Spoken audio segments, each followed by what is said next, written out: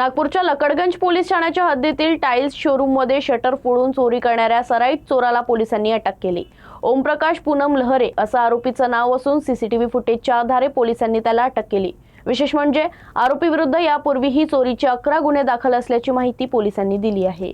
लकडगंज परिसरातील वर्धमान नगर येथील एका टाइल्स शोरूमचे शटर फोडून आरोपीने दुकानात प्रवेश केला। यानंतर ड्रॉवरमध्ये ठेवलेली 2000 रुपयांची रोकड, सुमारे 12,000 रुपये किमतीचे 20 पितळी नळ आणि सुमारे 1,600 रुपये किमतीची ग्राइंडर मशीन चोरून आरोपी पसार झाला।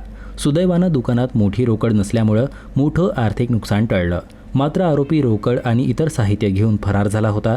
घटनेची माहिती मिळताच लकडगंज पोलिसांनी परिसरातील सीसीटीव्ही फुटेजची तपासणी सुरू केली। सीसीटीव्ही फुटेज आणि तांत्रिक तपासाच्या आधारे पोलिसांनी कळमना येथील ओमप्रकाश पूनम लहरे याला अटक केली।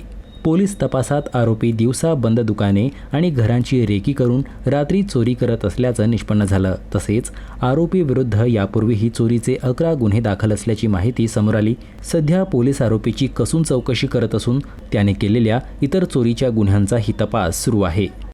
जे घरफोडी झालेलं होतं त्या ठिकाणच्या आजूबाजूची माहिती घेतली आणि मोडस लक्षात घेता गोपनीय माहितीच्या आधारे यामधील अज्ञात जो व्यक्ती होता तो आमच्या DB टीम यांनी शोधून काढला आणि त्या व्यक्तीचे नाव पत्ता ओमप्रकाश पूनम लहरे, वय 26 वर्ष असा मिळून आला आणि हे कळमना हद्दीमध्ये 5 झोपळा या ठिकाणचा रहिवासी आहे।